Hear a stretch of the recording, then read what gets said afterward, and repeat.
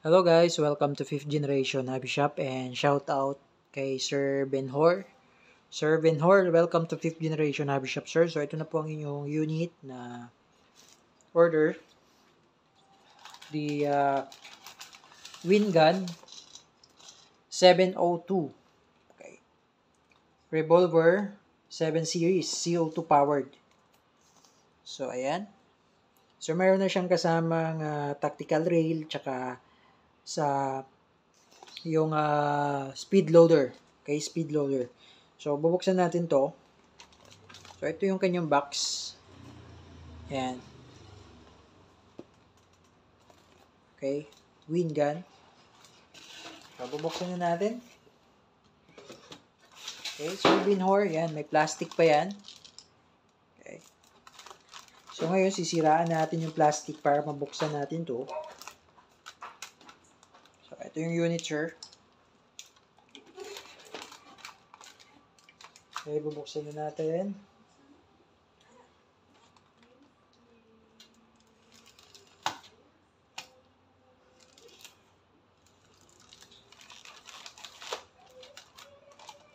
Kailangan sirain.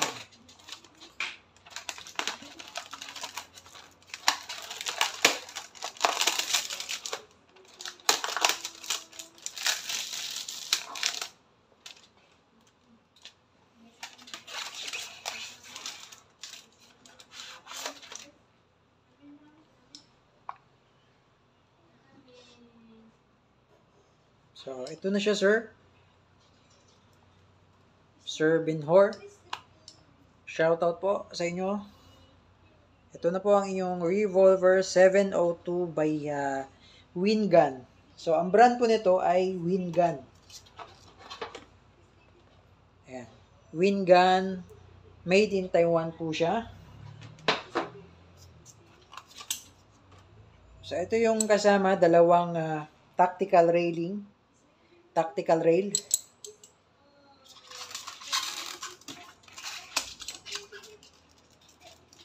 Okay, and bukod sa pre-BBs, so ito sir, ibibigay ko po sa inyo yung 0.30 grams, 2,500 shots na BBs. Kasi yung ating unit ay CO2 powered. So pag CO2, malakas talaga pag CO2. So mas maganda, mas mabigat yung BBs na gagamitin mo.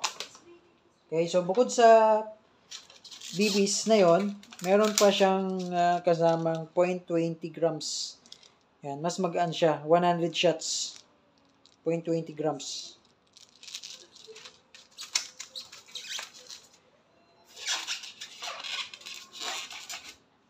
Yan, ito yung speed loader.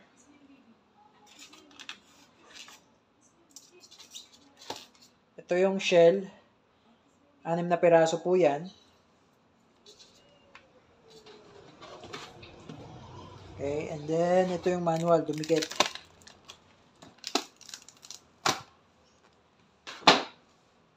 Manual, Sports Series.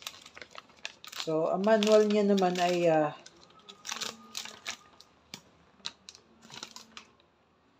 English naman siya, so maintindihan naman. Okay.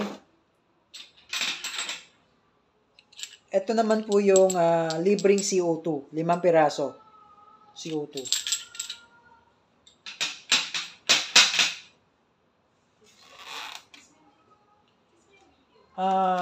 Check natin kung gaano kahaba tong barrel na to, no?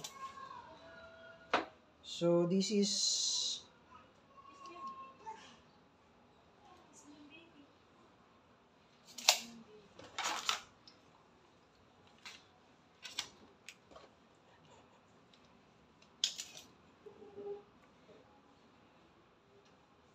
okay, nasa 6 inches, ha?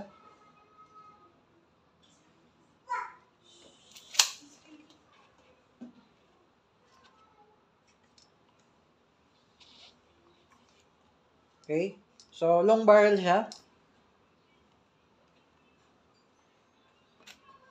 And then, meron pala siyang, safe. Yan yung safe. Safe din. Ito naman yung open. Yan. pag bubuksan nyo, press nyo lang backward to, first press nyo lang forward, siya ma-open. Yan. Tapos, sa safe naman, press nyo backward. Yan. Ito yung ejector.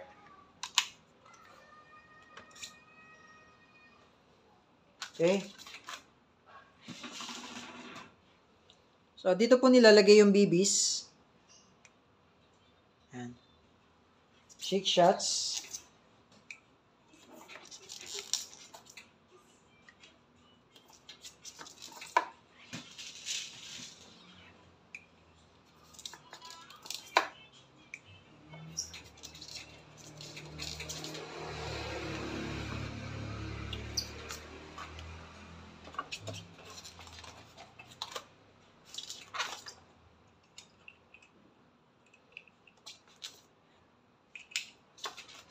Ito naman yung speed loader. So, ganito po siya paggamit. Twist.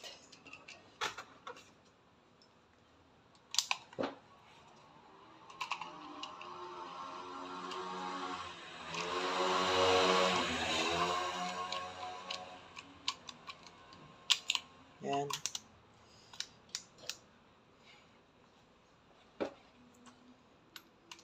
Okay, save muna natin.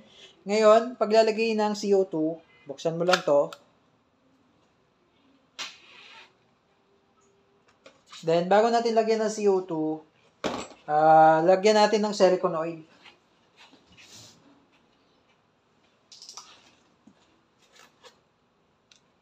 Patakan nyo lang yung bulb. Yung part na yan, hindi kita eh. Malabo. Yan. Yung kulay green na yan, patakan nyo siya ng silicone oil. Yan. Mga 3 patak. Tapos, ito, yung tip ng CO2, patakan nyo rin. Yan. Ito yung silicone oil. Hindi pa po ito kasama, sir. Sir Binhor. So, kung gusto nyo mag-avail, message lang po kayo sa amin. So, kailangan nyo po itong silicone oil na to. Okay? So, bago natin lagay itong CO2, yan. Tinatakan ko siya ng silicone oil. Kasi yung silicone oil na yan, yung purpose kasi niyan para mag-seal sa mga o-ring sa loob. Okay, luwagan ko lang yung lock. Tapos kailangan dito, sir, mabilis kang mag-lock o mabilis kang pumihit dito, no? Okay? Ayan. So, pag meron kang naririnig, ibig sabihin nun, nabubutas na siya. Hindi mo na siya pwedeng tanggalin kasi pag tinanggal mo yan, sisingaw na siya. Okay? So, ayan. So, saktong higpit lang din. Huwag mo siyang higpitan ng mahigpit na mahigpit para hindi lumubog yung bulb tsaka yung o-ring doon sa loob. Okay? So, this is double action revolver. Double action siya. Ibig sabihin po, pwede siyang single and double action revolver. Pwede siyang single action, pwede rin siyang double action. Okay? So, ngayon may CO2 na siya, may BBs na rin akong nilagay.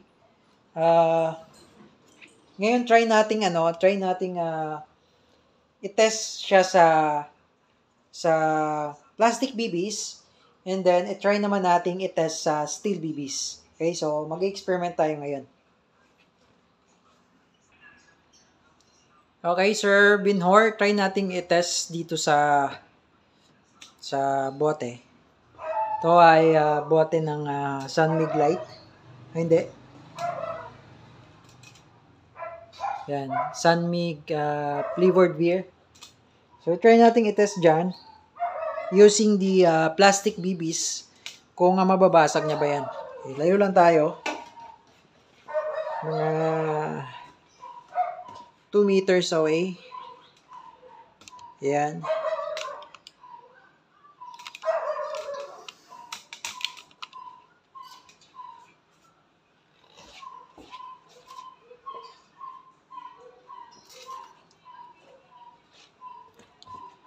So, ang load ko dito ay plastic BBs. Ayan, plastic BBs.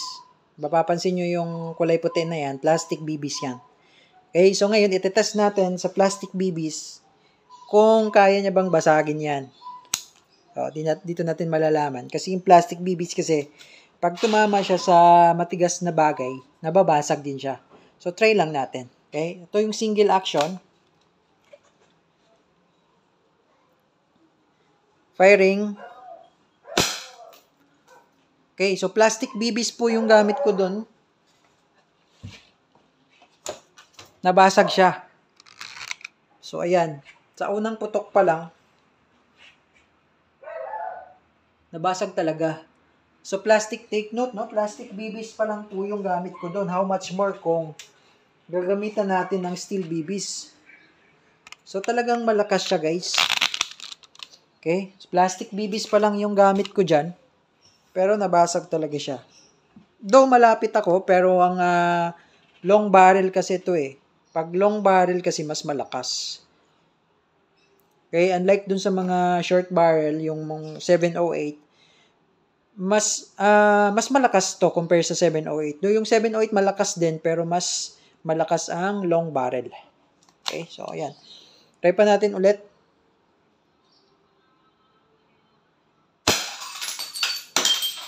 Ayan.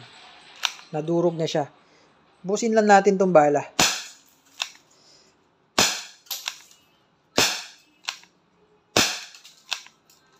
Dana. Okay. Tingnan natin yung ating target. Ano na itsura. Talagang nadurog siya, guys. Pero hindi siya nalaglag kasi may papel eh. Para siyang may sticker. So, hindi siya nagkahiwalay. Pero talagang durog. Durog yung bote. So, plastic BBs pa lang yun. No? How much more kung yung steel BBs. So, compare sa APS, sa 708, yung short version or yung 2.5 inches barrel, mas malakas to. Mas malakas tong 702. Okay? So, ayan. Ito po ay unit ni Sir Benhor. Okay? So, ayun sir. Ang gamit ko pa doon is 0.20 lang na BBs. How much more yung 0.30? So, mas mabigat to. Okay, so eto sir, tatanggalin namin yung CO2 nito during pag ipadala namin, tatanggalin namin yung CO2 kasi baka lumuwag. So yan, ma-receive mo siya na walang CO2. So, ayan, bibigyan na lang kita ng extra. So, gawin ko pa ring 5. Doon nagamit ko yung isa, so 4 na lang yan. Pero gawin ko pa ring 5 CO2 yan. Okay? So, sa mga gusto mag-avail, no? This is 7,400 po. 7,400. All in na po yun. Kasama na yung CO2. Kasama na rin po yung BBs. Okay? So, ayan lamang po. Unit ni Sir Benhor. Thank you po, sir, for choosing 5th Generation Hobby Shop. Mabuhay po kayo. Salamat po and God bless.